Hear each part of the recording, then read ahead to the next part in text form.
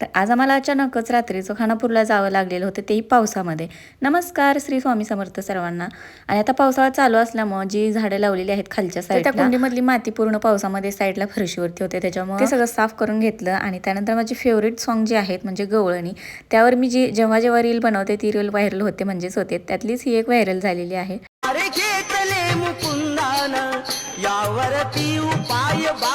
ह्या सॉन्गवरती मी रील कितीही वेळा बनवली ना तर बनवू वाटतेच. त्यानंतर म्हणजेच की आज संध्याकाळी आम्हाला अचानक पावसामध्ये जावं लागलेलं होतं खानापूरला. ते म्हणजे पूर्वीला ताप आणि उलटी अचानकच चालू झालेली होती, त्याच्यामुळं हॉस्पिटलला जायचं होतं. पण शनिवार असल्यामुळं सगळेच हॉस्पिटल बंद होते आणि त्यात मेडिकल एक चालू होतं, म्हणून म्हणलं मेडिकलमधून औषधं घ्यावी. आणि श्रीलाही सेम तसंच झालेलं, त्याचं डोकं दुखत होतं आणि तापही येत होता. म्हणलं काहीतरी इन्फेक्शन झालं असेल, त्याच्यामुळं दोघांनाही सोबत झालं असेल. आणि तसं रात्रीच्या 8 वाजलेल्या होत्या, तोपर्यंत हॉस्पिटल पण बंदच होत असते, पण शनिवार असल्यामुळे सगळेच बंद होते. तर दिलेली औषधं दोघांनाही तिथेच पाजली आणि नंतर घरी आलो.